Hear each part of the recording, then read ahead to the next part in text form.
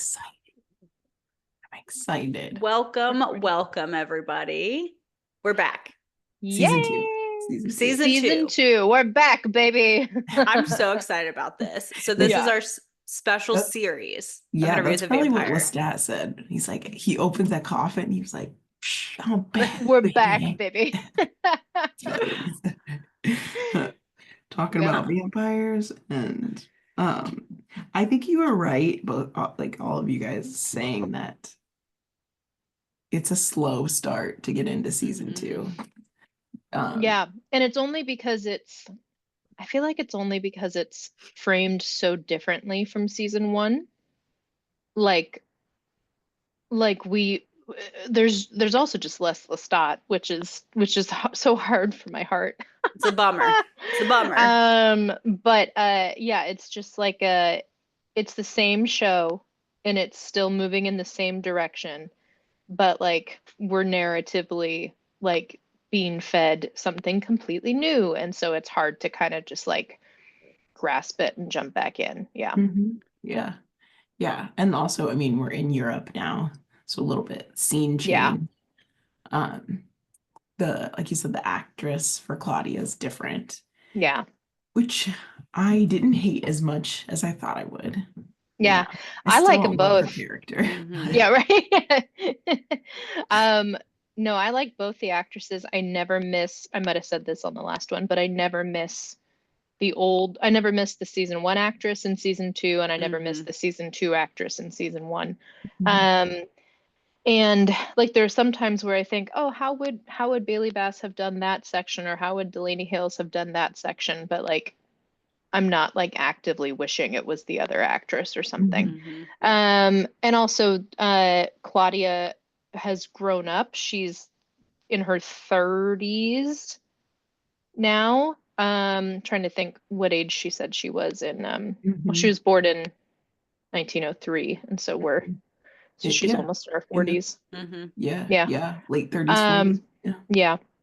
So Delaney gets a chance to kind of have a different gravitas, and I really loved watching Bailey Bass turn into a young woman and an adult playing the role, especially episode 6 of season 1, when she like had to take over as like Louis' caretaker, and had to like be the bouncer at the door for Lestat trying to get back into their lives. But Delaney gets to kind of come in and play one age, someone who's matured to that age.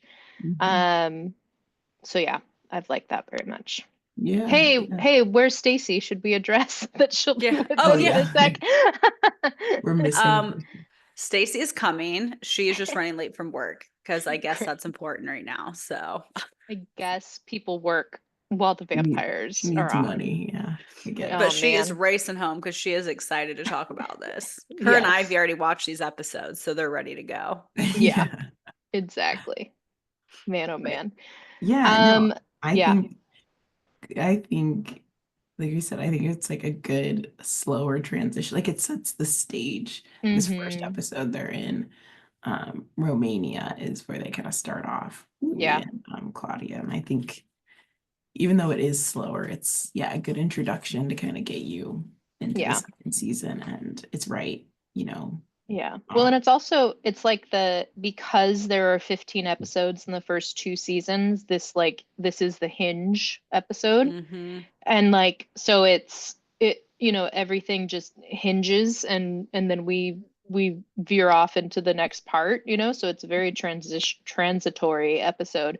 But I'm also really glad that they had an hour to deal with this episode, and like, there's like I know some people who were major book fans like got to hear like we're very excited to see the creepy zombie vampire, the Revenant, because that's something that was like touched upon in the books but not explored too much. So it was like this thing that like Anne Rice kind of like just dropped and ran away from. And so I know that they got to explore a lot of good things like that. Also, status update, Jillian is going to start watching Interview. She says, is? yes, she says, you may have convinced me, Jillian Eliza, she says, I still feel like I won't love it as much because I'm such an Anne Rice purist, and I said, that's fine. I said, come to me with all of your thoughts on God. Yeah, you guys can debate. Yeah. Oh my God. So I'm very proud of our influence, the four of us. Yeah. I cannot wait to hear her thoughts on it though. Yes, we might have to like reach exactly. out to her or something and figure something out, because I will be That would be interested to great. see what she says. So many I know. debates. Yeah. Yeah. Because she knows the book so well. Exactly. Also, yeah. So. And I think she knows like the entire series very well too. So it'll be, yeah. But anyways, speaking of books, so I love the first episode. What I love about the first episode of season 2 is that suddenly we have Armand part of the interview, even before he officially is a part of the interview. And Daniel has that great interaction with him about you're in the room. This is my dining room. You're not dining, and just like giving him shit for being a part of it. And like Armand's wardrobe has totally changed, like of course because he was playing a servant essentially before. And now he's not. Now we have real Rashid. Yeah, real Rashid. Freaking love real Rashid. Yeah, so funny. That was his name in the script, I believe, is real Rashid. But like Armand, what did you think of Armand and his addition to the narration, but also, yeah, where are you with Armand even just after these first 2 episodes, even if not the first one? I think, so in the first episode, I think I was like, very manipulative initially, because I'm just like, now you're in this interview, because we already know Louis has a spotty recollection. Right. And again, we're kind of coming from Daniel's point of view, right? The audience, and we're like, do we believe this guy? Is he telling us the truth? And now you got his boyfriend coming in here, and is he gonna change things up? Like, yeah, he's been around this whole time, but we didn't know. Like, I was very suspicious, very like, ugh. And then I actually kind of liked it. I was like, oh, maybe I kind of like him. Like, and then that kind of took me into episode 2 where I was like, I do like him. But just because like he was very witty and he's suave and he's so handsome. I love. He's so handsome. I love the actor. Yeah. This is also when you get his like connection with Daniel, kind of this like flashback memory warp kind of thing. So again, makes me suspicious / I'm asking questions of like, what has happened or what is happening, because you know that Armand was there in the initial interview. Right? Yeah, he said, this time I won't save you like I did last time. Yeah. So you're like, again, more questions about that. And then also in that kind of like mind connection or whatever, you're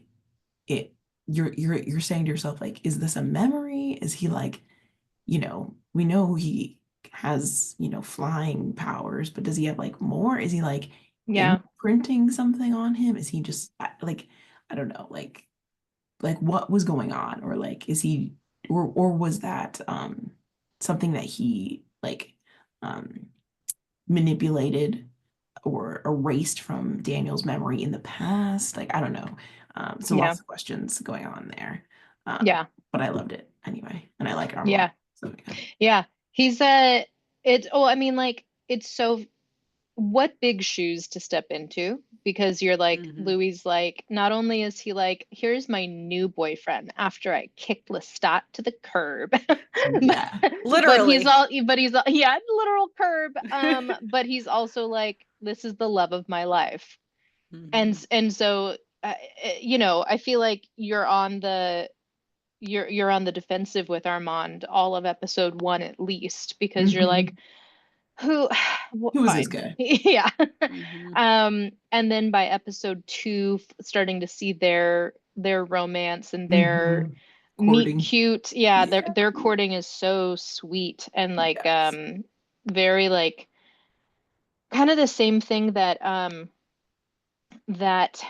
that they did. They like the whole production team kind of like manipulates the viewer a bit, because like the music is so lovely and the setting and the park is so lovely, and like, you know, and just everything. Well, even just like isolating the two of them in certain moments, like them like speaking in their minds together when they're on their like little motorcycles or whatever. And they get time away while everyone's feeding. Like, it was very much like intentional, I feel like you said, with the writing. Yeah. Well, and it helps you let the tale seduce you, is what Louis said in season 1. You know, it's like it lets, you know, it lets you fall in love with Armand the way that Louis did. And I just think that's great. It's a very well done TV. Should we continue talking about these episodes as a whole, or should we like hit beats from like episode 1 and then move on to beats from episode 2? I kind of like it as a whole, because we just talk about Armand. They do run together. Like, it's a good 2. Like, those together, the first episodes, I think are good together. Yeah. So let's talk about Lestat.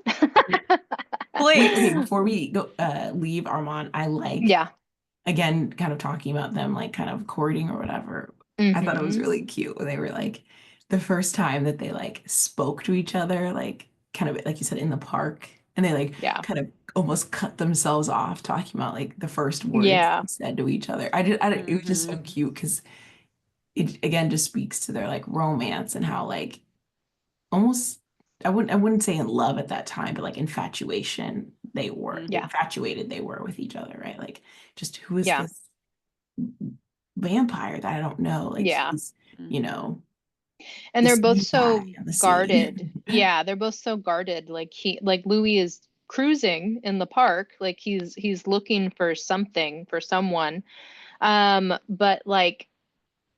he, you know, and like we don't know Armand's full situation about, you know, how long he's been alone, or what his great love affairs have been, you know, and things like that. But Louis definitely has some things that he needs to put behind him. And it's just a very romantic rebound is what it is. Well, okay, and then one last thing before you can move on is the other thing that I think I had mentioned in like one of our voice notes was you also find out how long they've been together. So you find out that 77 years together. Which is 40 years longer than he'd been with Lestat. Which Armand makes very clear. Armand does that math for you. You didn't have to count. Like I said. No. It was just like, so he'd only been with Lestat for 30 years. Only with Lestat for 30 years. And, you know, then I started doing the math. 10 of them, they were separated, right? Yeah. Because we know that, you know, he was trying to win him back with cars and jewelry and whatever else. So then they really only had 20 years where, you know, supposedly they were together. And so it just cuts down on that time, because we know that years are just like months to them, right? Like, it's so quick. And so you're just like, dang, like their love affair was just so fast, so fleeting. Not that it's and well, and they had a kid together, you know, like it's like they had a family. They had a family. But like, especially as we've said, like if you put years into months, it's like they basically were together Couple 3 years. They yeah. got pregnant real fast. Got You know, divorced. like they're like they high school separated, got back sweethearts. together. Yeah, exactly. It's just so crazy. Exactly. And then on the flip side, he and Armand have been together 77 years, and I can't do 77 divided by 12. But you know, like it's just so much longer, like 7, 8 years. So yeah, it's I think it's what I really like about season 2, and season 1 they did it too, but when you do the timeline of things, like yes, there's like little like 6 years here, 7 years there things, but it starts on an even number, 1910. They leave New Orleans on an even number, 1940, and then they get to Paris on 1945. And like that's, you know, and it's like 77 years is 2022, which is when the first interview is taking place, because that's when season 1 came out. And Daniel also says it's June such and such date 2022 when he's like speaking into the recorder. So it's like it is like it's helpful for chronology if you are trying to like keep track of things.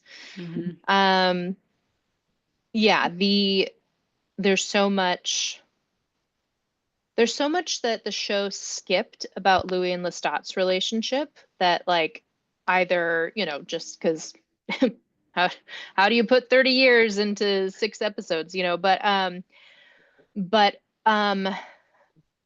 like there's so much time that can be spent on like talking about where, you know, what Louis and Armand have been doing for 77 years. And so and that's just really interesting. But yeah. So sorry, there's some oh things yeah, I wanted to point out about yeah, Armand. So we can go to Lestat, I guess. Lestat. Talking about my boyfriend. What an entrance is all I have to say. Is like he sits up and the hair is longer. And you're like, oh, he's back. Oh man, I'm back, baby. I'm back, baby. One of my favorite things is Don't touch it. Stacy, you're not on. muted. Yeah. Don't be yelling at Ivy.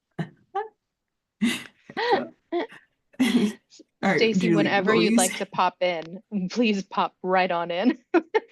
I will be popping in. I will. Very soon I'm gonna turn my camera on as soon as I get this child away from me. Get this child away.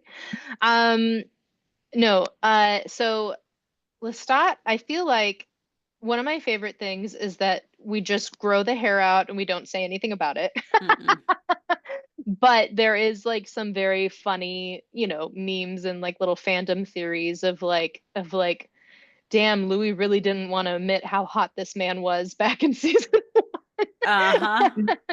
Because I love his fuck ass Bob in season 1, but you know, oh my God. But his long hair and then that blowout that he gets in episode 2 to read the letter, that mane. It's amazing. Yes. Hi, Stacy. He's like all up on him, like whispering. Oh my God, the hands running across his shoulder. It's just so good. Oh honestly, my God. it like when he was reading that letter, like, you know, I'm a Louis fan, but like I was like, what's that? Like, oh, like I don't know, just he's like a lover boy. Yeah. I was just like, I don't know. Yeah. You loved him. Yes. I just and there's like you killed him. I know. And like it's well, okay. I don't believe this, but I appreciate there are people out there playing devil's advocate because I couldn't be me. That's me. Is that people have pointed out like, okay, when was this letter written? Yeah. Is it all a manipulation because he knows did he already know the plan to kill him? And so he wrote this letter. Okay, that's what I was thinking. Like, okay, I literally thought that. I was thinking to myself, he probably wrote that letter after he knew Yeah, Claudia was right. gonna kill him. I literally thought that too. I thought, Totally, it doesn't, I it totally literally, could be, honestly. but And then yes, I was thinking, no, because he's I know. I loved don't him think this whole so. time. It's Yeah. just, Loved him this whole that's time. exactly how he feel. I mean, it's still how he feels, you know, Yes. it Mhm. doesn't take it away. Yes. Because He's like, I'm it's, just gonna die. yeah, he says, I guess I'll die though. Yeah. No big But deal. I literally thought the Yeah. same thing. I was like, he probably wrote this right Yeah. after he knew about their plan.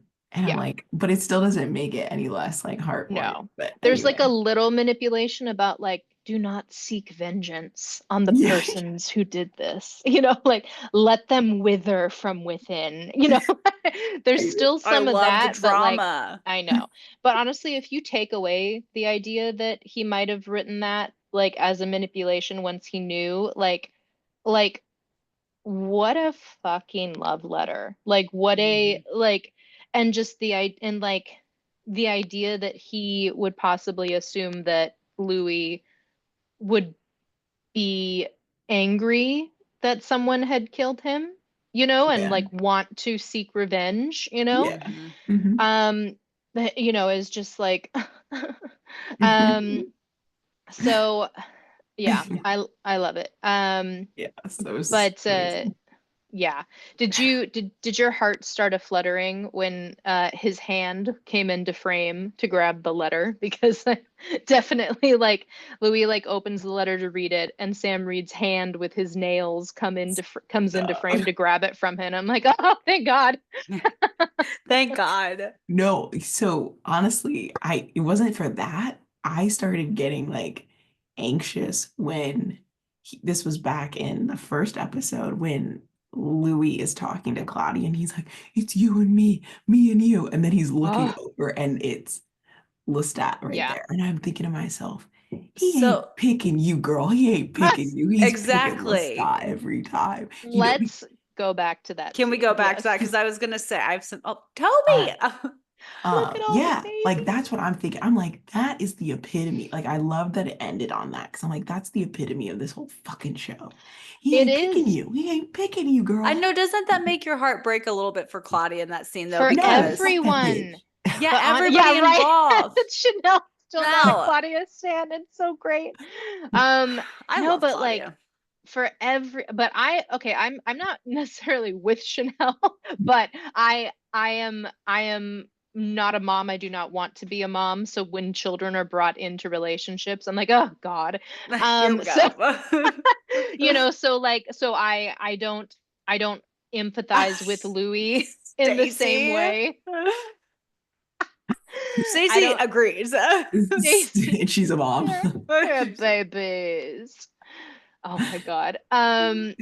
Yeah, so like I don't always align with Louis and how he Putting struggles the to child prioritize, yeah, first. putting the child first, things Yeah. like that. But like, you know, when you take it out of vampirism and you put it into just what if they were humans, like you're like, Mhm. oh man, get Lestat out of there. You know, Yeah, like you're yeah, like, Louis, take the girl and run, you know. yeah, But yeah, but you know, we're not taking it out of humans. They're yeah. all monsters. Mhm. So yeah, the scene in the truck at the end is just some of the best writing, and that score, that song, is one of my favorite pieces of music in the entire show. And I just love the way that Sam Reed is looking at both of them, because Mhm. like that's not, and I don't think this is a spoiler, Chanel, but like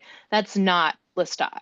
Like that, you know, like that's it's from Louis's mind, is, Yes, you know, like yes.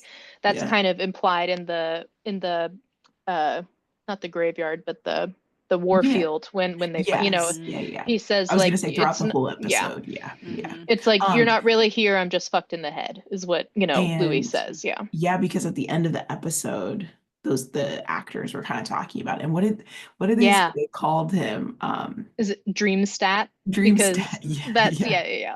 Which I thought was They great. It was great. Um, There's this thing where before, like when they did like a airing of episode 1, like fans were meeting the actors afterwards, and someone asked Sam a question. It's like in the stage door situation, so it's very hectic and people are just filming on their phones, you know. And they said, "Can I ask a question about?" And I think they called him like hallucination stat, or like you know, or something like that. And Sam, like, without meaning to, he corrects them. He's like, dream stat. And like, and they were something, and they said something like, well, that the fan said something like, well, that's a good one, but like he's not really a dream, he's a hallucination. And Sam's like, well, but Jacob came up with dream stats, so we're gonna go with dreams. Like he's like That's defending right. Jacob. He's like, no, Jake, this was Jacob's idea, so we're gonna go with what Jacob wants. Like, oh, they're besties to the end. It's such a great Yeah. way of calling it. Yeah. And but yeah, and so that's what I think I put in my like notes. I was like, Yeah. he was there, but he wasn't really there in that episode. Like it wasn't like Yeah. you said, really, but it was good to see him. Yeah. Gosh, he looks so fucking good. So, but I feel like that's I just love, well, it's just so interesting because, okay, I've always wanted to like sit for hours and break apart the dream stat scenes. So you are my captive audience. Congratulations. I don't think we have hours though. But buckle up, Buttercup. But like the first time we see him, he's taunting Louis a bit and like being flirty, but like still like I'm going to kill you, and like it's you know, it's he's mouthing off, let's say. And then that scene in the back of the truck, he has nothing to say. And I just think that's so interesting and gorgeous, and the fact that it comes from Louis's mind, like I don't need him to say anything or comment on this. Like don't you know, I just trying want to him here. Yeah. Yeah. Yeah. Which again goes back to like, he's like, I'm still picking him. Like even if he's not like you know, actively physically, because he's not there, but he's like in his heart, in his mind, he is picking him because he's looking at Claudia, but he is saying those words. He wants Lestat there. Yes. Yeah. There's some really great dialogue in episode 1 when they're in the boiler room in the Romanian camp, when they when they're arguing with each other after, because she thinks she found the revenant vampire, and he's like, what are we looking for, Adam and Eve of the damned? Like, you know, what do you want to find? And she's like, oh, if he can't take you ballroom dancing and call you pretty, then he's not worth it. And it's like, huh? Like, and it's just like they're fighting about the fact that Claudia knows that he'd rather be back home. And there's that part of him reading Claudia's journal out loud to Daniel too, where like Claudia's journal's like, he asked me if we could go home. Is there anything more offensive than that? Just go pry up his bones, why don't you? You know, something like that. And it's like, oh God. She's moved on. She's like ready to find her people, and he is like still mourning. Which is why I really enjoy the Armand relationship in episode 2, because he's finally, you know, it's been 5 years of not only grieving but also like living in the dirt, you know, and going country to country, and with Lestat over his shoulder, really. And so okay, so then can we talk about the theater of vampire? Yes. Whatever the heck you want to call it. Yes. Welcome to Paris. They were amazing, all of them, and like, what a brilliant way of like flying under the radar, like being open and yet hiding in plain sight, and which again, kind of like Claudia, like I was so drawn to them, like making a fool of humans. What did you say, Ashley? I said immediately. Like I was like so invested in them almost immediately. Yeah.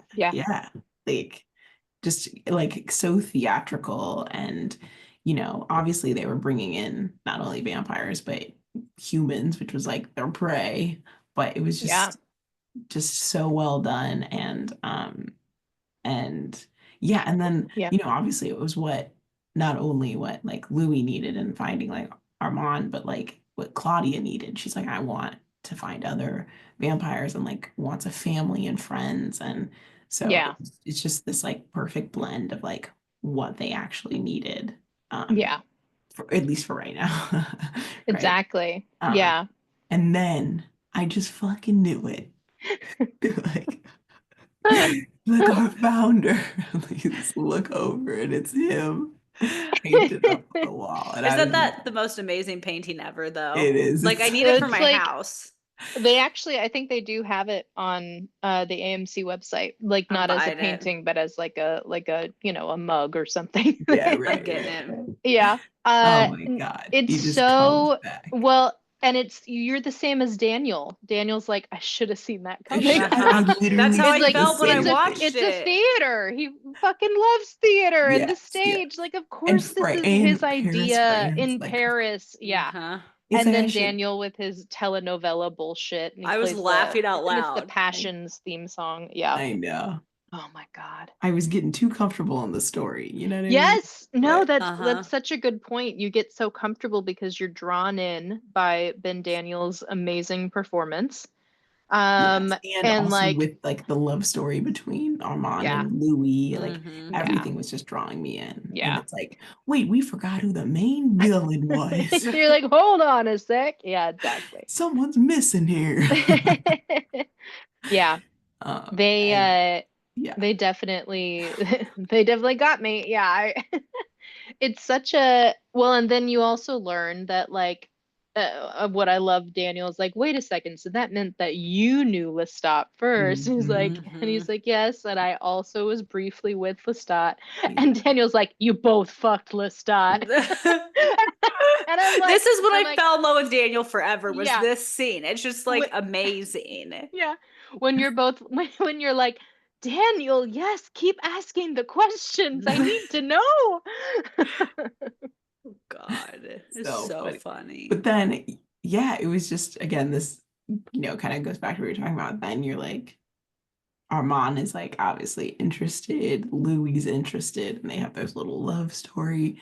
But at the same time, you're like, okay, now this puts like a little chink in this armor because they can hear your thoughts, you know. Yeah. And, you know, obviously Claudia's, you know, smart. And she was like, we weren't made by that guy. We were made by Bruce, you know. And so now they're kind of, you know, trying to be shifty and hide and, you know, pretend like they don't know Lestat. But, you know, it's, like I said, a little chink to be like, okay, we have finally found a place. I found a guy, like you found a family, and we got to pretend like we don't know this guy because they worship him and we just killed. He ruined our life. It's so fraught. It's it's great. It's I love it. Yeah. I was like, here we go. I know. Here we go. Go out. Yeah. Well, and in many ways, episode 2 would have therefore been an excellent start to a season. Because you're like introducing brand new things and developing a brand new problem, you know, like that.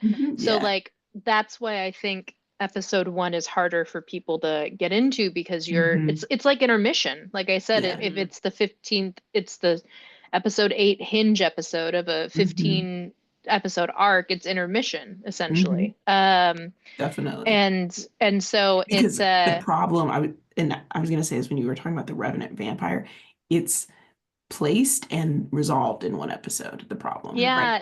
It's like not quite a bottle episode, because it does not take place in one location. No, but it was a huge budget episode though too, with the explosions and like the amount of costume and extras and stuff. It's crazy. I'm sure all the makeup.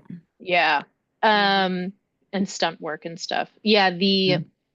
And overall, in the overall arc of the series and of season 2, I still think episode 1's very important, and we can come back around to it and discuss it once Chanel's seen it all. One thing I wanted to point out, because I know Chanel loves talking about costume design and things, is that Lestat's clothing, when we see him as Dreamstat, are always pieces that he wore in season 1. So it's in episode 1, he's clearly still in his bloody, tunic from the party. Episode 2, when he's reading the letter to Louis, he is in the same suit and carnation in his lapel that he wore to family dinner in episode 1 when he was trying to impress Mama. When, as the memes say, when Louis's Catholic ass brought him home to meet Mom before they fucked. Exactly.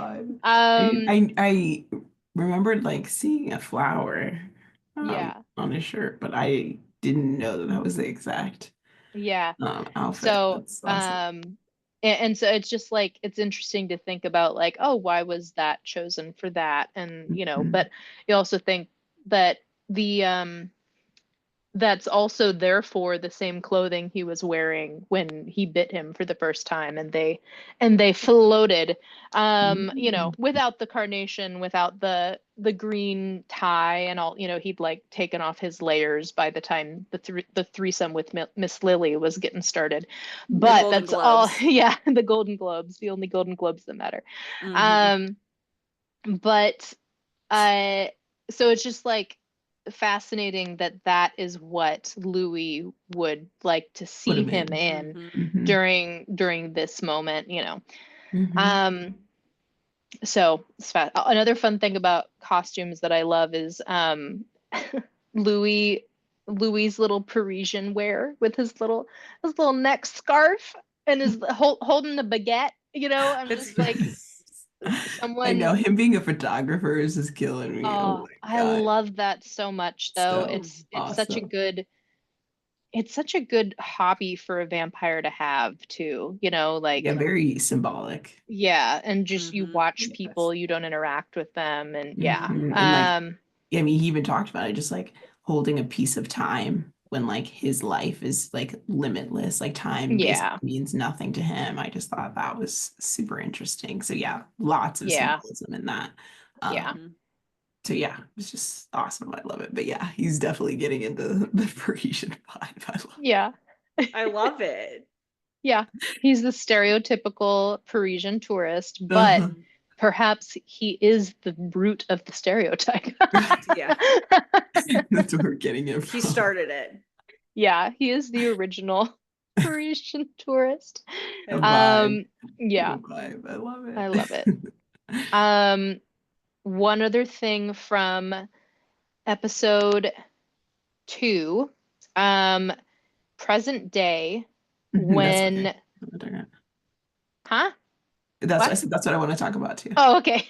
So the present day stuff we already talked about. You saying, we have questions now about like Armand's involvement in the 73 interview, and like what were those flashes that Daniel saw. But even before that, something really interesting is like Daniel like chooses to poke and like pokes the wrong place, really, and like Louis snaps.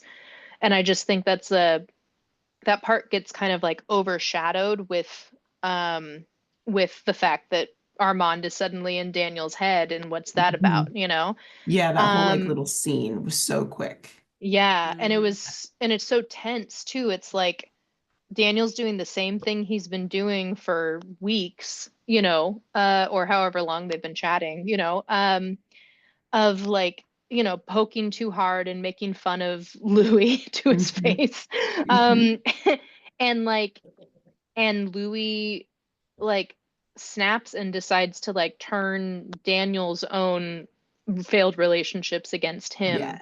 Yes. And like talking about his like failed marriage, and how he proposed to his first wife, and how Daniel hates Paris and like poking back at him. And it just, it reminds me a bit of in season 1 when he triggers Daniel's Parkinson's.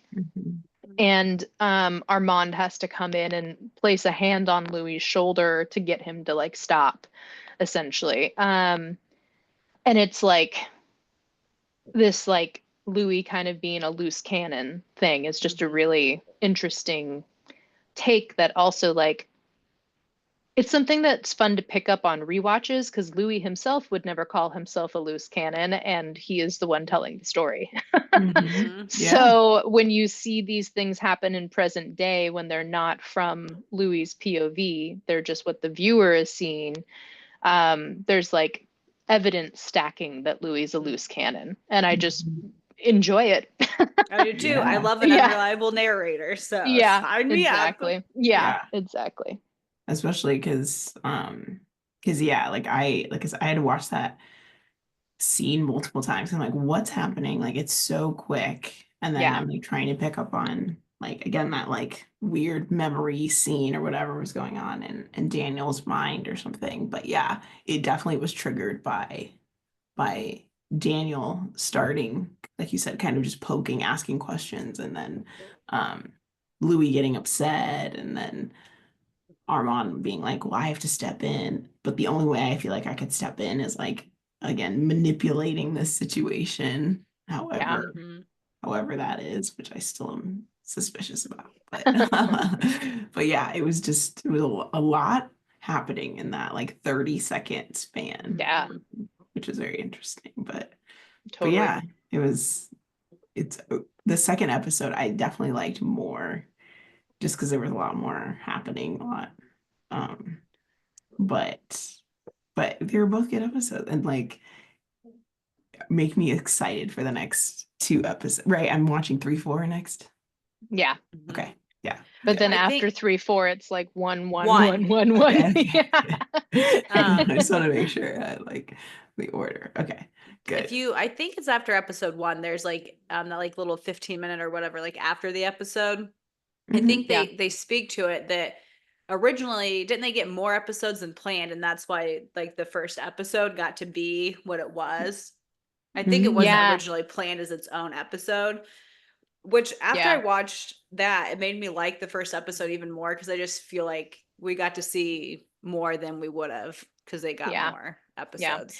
Well, and I also something that speaks to something that we didn't talk about was Louis's like Louis's new friendships. He like, he only knew some of these humans for a day, but you could see him like loving humanity again briefly. Like he was happy to well, but then he stopped. Yeah. and then he realized again, like you can't get too close because it just doesn't always work out.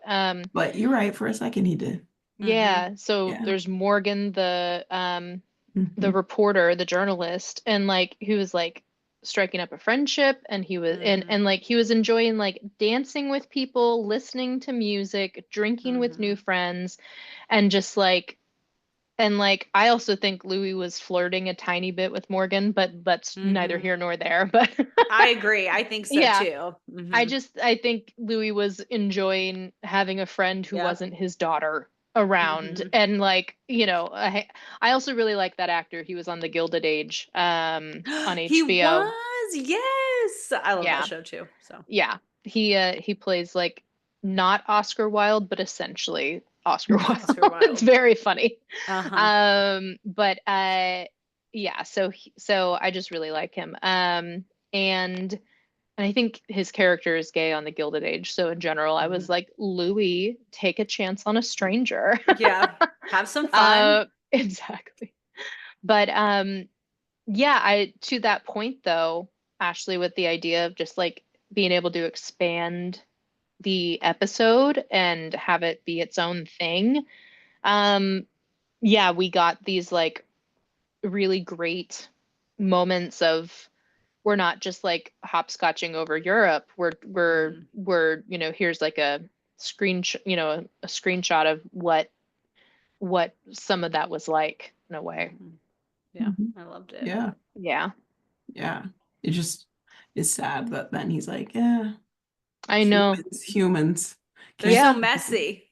can't get too close. Just but that's so hard like because the human experience.